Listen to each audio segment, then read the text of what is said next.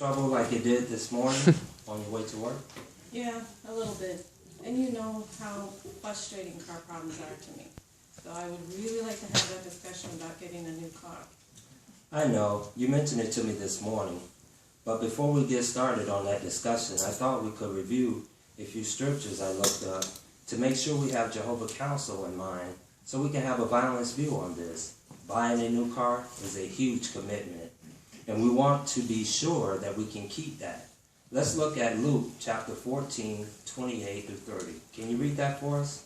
Sure. You said Luke chapter 14, verses 28 through 30? Yes. Okay. And it reads, for example, who of you wanting to build a tower does not first sit down and calculate the expense to see if he has enough to complete it? Otherwise, he may lay his foundation but not be able to finish it. And all the onlookers would start to ridicule him, saying, this man started to build but was not able to finish. How do you feel that scripture applies to us?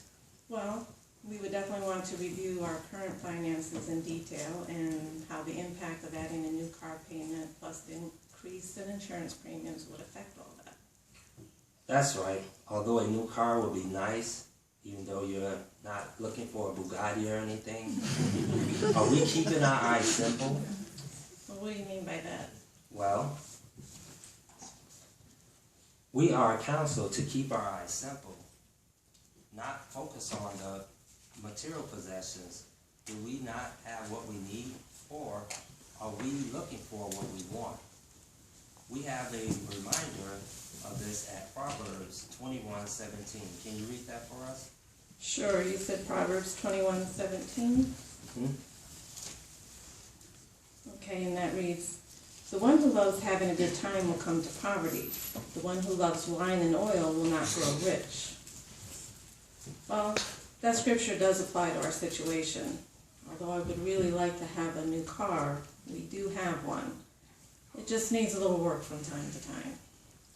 Which I know can be frustrating when the time comes around. But that monthly payment will be more frustrating each month. We have been blessed with not having that burden.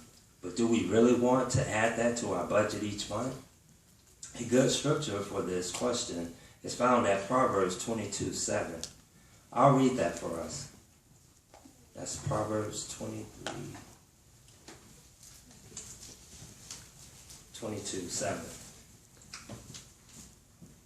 The rich one rules the poor, and the borrower is a slave to the lender. Wow, that scripture is pretty straight to the point. It has been a blessing not to have that monthly payment each month. And I know the responsibility of having to do that every month, including the increase in insurance, would weigh on my mind and cause me to be stressed out more than normal. Plus, you already work enough hours as it is.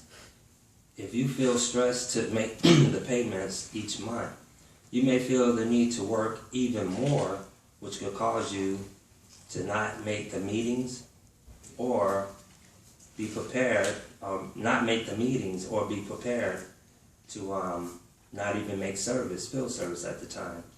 So with these scriptures in mind, what do you think? Well, I don't think we're getting that new car. No, what I can do is I'll make an appointment with the mechanic. Well, that sounds like a plan.